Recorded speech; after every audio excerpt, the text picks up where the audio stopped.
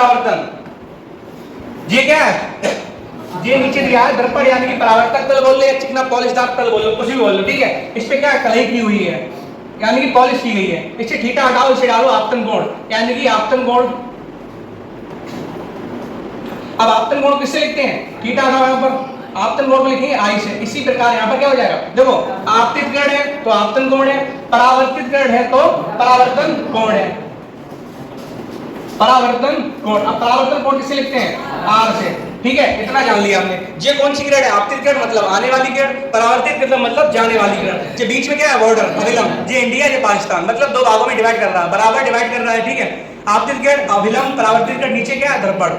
तो देखो क्या परिभाषा बनेगी, जब कोई प्रकाश की किरण, ये आने वाली किरण है, तो जब कोई प्रकाश की किरण किसी परावर्तक तल या चिकने पॉलिशदार तल से टकराती है, जब कोई प्रकाश की किरण किसी चिकने पॉलिशदार तल से टकराती है, तो टकराने के पश्चात, देखो जी टकराई, टकराने के पश्चात वह उसी माध्यम में वापस लौट जाती है। इस घटना को प्रकाश का परावर्तन कहते हैं। तो जब कोई प्रकाश की किरण किसी परावर्तक तल से टकराती है, टकराने के पश्चात वह उसी माध्यम में वापस लौट जाती है, इस घटना को प्रकाश का परावर्तन कहते हैं। परावर्तन देख लिया, प्रूफ दिखाए, लाइव दिखाए, प्रैक्टिकल करके दिखाए, बोलो। तो देख लो, एक चीज कम है,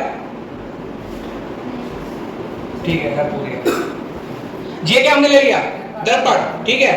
उसमें मत जाओ, सिर्फ फोकस करो पढ़ाई में, फालतू चीज बना, ठीक है। तो ये मैं दर्पण ले लिया, परावर्तक तल, इसके पीछे कली लिया, शीशा देखा, दर्पण देखा, अब शीशा ना बोलना, क्या बोलोगे, दर्पण। दर्पण के पीछे पॉलिश होती है, वो क्या है, परावर्तक तल मतलब कली की हुआ भाग है, ठीक है। ये क्या है, परावर्तक तल। देखो जब कोई प्रकाश लेकर है, देखना कहां जा रही है, तो देखो जे टकराई कहां जा रही है, ऊपर दिखा रहा, तो जे क्या आपतित किरण, और टकराने के बाद किसमें चल रही, परावर्तित किरण में। तो जब कोई प्रकाश की किरण परावर्तक तल से टकरा रही है, टकराने के पश्चात किसमें जा रही है, उसी माध्यम वापस आ रही है। तो जब कोई प्रकाश की किरण किसी परावर्तक तल से टकराती है, टकराने के पश्चात वह उसी माध्यम वापस लौट जाती है, इस घटना को क्या कहते हैं, प्रकाश का परावर्तन कहते हैं। कोई दिक्कत बताओ, आ रहा समझ में। तो देखो गुण का पेज अलग लगा, मतलब नियम के, जी यहाँ तक क्लियर हो गया।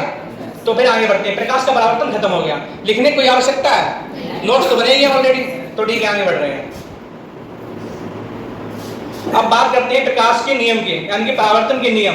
अब परावर्तन के नियम भी कुछ होंगे। नियम देखो, ये क्या बताया हमने, आपतन कोण, आपतन कोण यानी कि आई, और ये क्या बताया हमने, परावर्तन कोण, परावर्तन कोण यानी कि आर। अब देखो क्या नियम हो सकते हैं, जी देखो जी कौन सा तल है, परावर्तक तल, तो परावर्तक तल से क्या क्या टकरा रहा है, आपतित किरण टकरा रही है, परावर्तित किरण, अभिलंब, मतलब तीनों एक ही बिंदु पर है। तो मतलब क्या कहेंगे, आपतित किरण, परावर्तित किरण तथा अभिलंब तीनों एक ही तल में होते हैं, ठीक है। आपतित किरण, परावर्तित किरण तथा अभिलंब तीनों एक ही तल में होते हैं। पहला पॉइंट हो गया। तो एक ही तल पे क्या क्या चीजें हैं, आपतित किरण, परावर्तित किरण तथा अभिलंब तीनों एक ही तल में होते हैं। दूसरा पॉइंट क्या हो जाएगा, जो बॉर्डर था, बॉर्डर काम कर रहा है, मतलब दो भागों में डिवाइड कर रहा है, किसे किसे, आपतन कोण को और परावर्तन कोण को। तो कहने का मतलब क्या हो जाएगा, जो आई है वो किसके बराबर हो जाएगा, आर के बराबर। देखो आपतन कोण परावर्तन कोण के सदैव बराबर होता है। ओनली दो नियम है, पहला नियम आपतित किरण, परावर्तित किरण तथा अभिलंब तीनों एक ही तल में होते हैं। दूसरा नियम क्या है, आपतन किरण, वो आपतन कोण परावर्तन कोण के सदैव बराबर होता है, मतलब आई बराबर आर, ठीक है। दो नियम हो गए, परावर्तन खत्म, नियम खत्म, आगे बढ़े। अब इससे संबंधित जो परिभाषा है वो देखेंगे हम। परावर्तन, प्रकाश के परावर्तन संबंधित परिभाषा है, छोटा ना होगा, ठीक है।